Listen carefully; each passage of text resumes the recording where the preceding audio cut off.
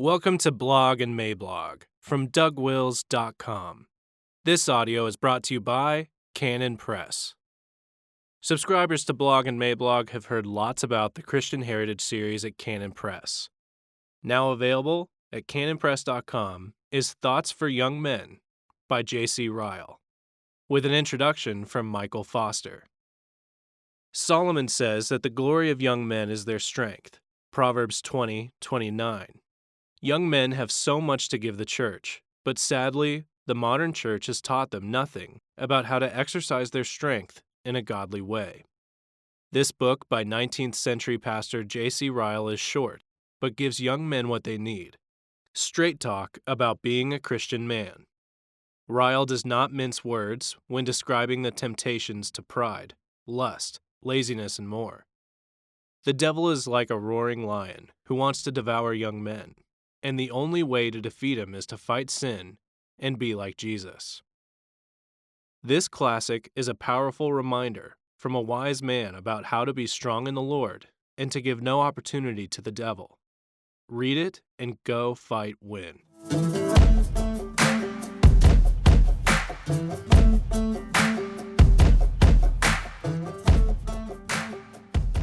As the air mattress spins around, you can see lots of things. May 20th, 2020. Introduction. The time has come, I mused to myself, about the need to jot down some thoughts in a stream of consciousness fashion, as one floating on an air mattress, the kind with armrests, and a little umbrella drink at my right hand and a good book in my left, perhaps a Brad Thor potboiler or perhaps Augustine's Confessions, I'm not sure.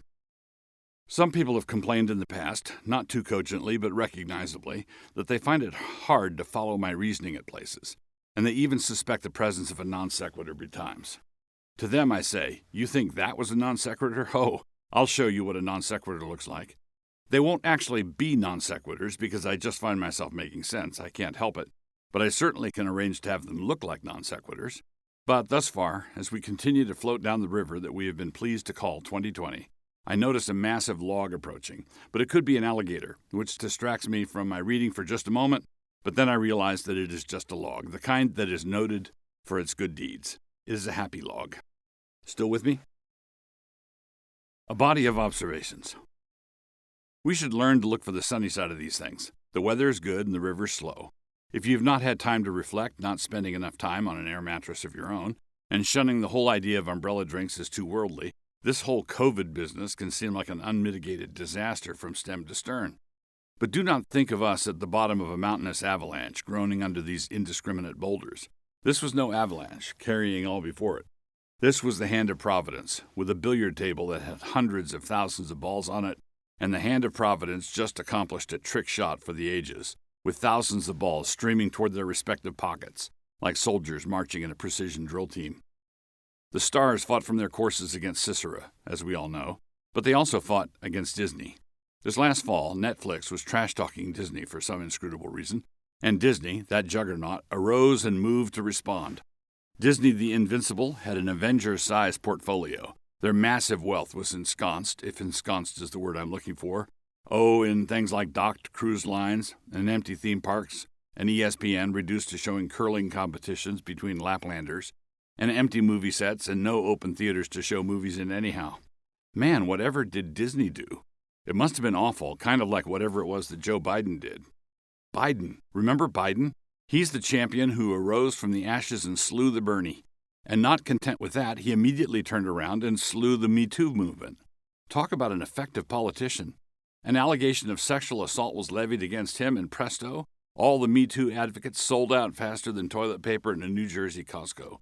And he accomplished these great feats, while at the same time proving himself incapable of completing a coherent the thing.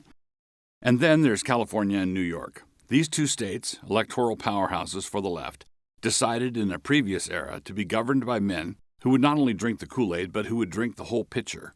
In a game of true brinksmanship, they are vying with each other over who can come the closest to putting their states in play for the Republicans in this fall's presidential election. Neither will succeed, of course, but it is ennobling to see them try. One appreciates the effort. But completely independent of whether they succeed in that, what they will have succeeded in doing is sidelining their state's overall influence. They are going to need some time to recover, And that is not going to go well for them because their idea of recovery is going to include staying shut down as long as possible as a matter of progressive principle. And in the meantime, not all the states can be South Dakota, but even the spooked red states are emerging from their bomb shelters far more rapidly than the blue states are. The blue states do not want to become the bloodbath that Georgia experienced when they opened up. If they did open up like Georgia, then they would have to admit that they were, wrong about everything. That is kind of a bitter pill to swallow, and also kind of big, as in 3 feet long, and therefore we may deem it unlikely. Oh, right. Colleges and universities, the lymph nodes of our body politic, riddled with the cancer of cultural Marxism and exuberantly pumping it out into the rest of our society, they are all, almost down to each institution, about to be admitted into the ICU. A bunch of them were about to be admitted even before all this, but with this, stand by for all the creative lawsuits. It couldn't happen to a group of more overextended recipients. How could this happen to us? Our Lazy River Rock Climbing Center came in close to budget. Conclusion. Having said so much, I must hasten to add that gloating is a sin, actually.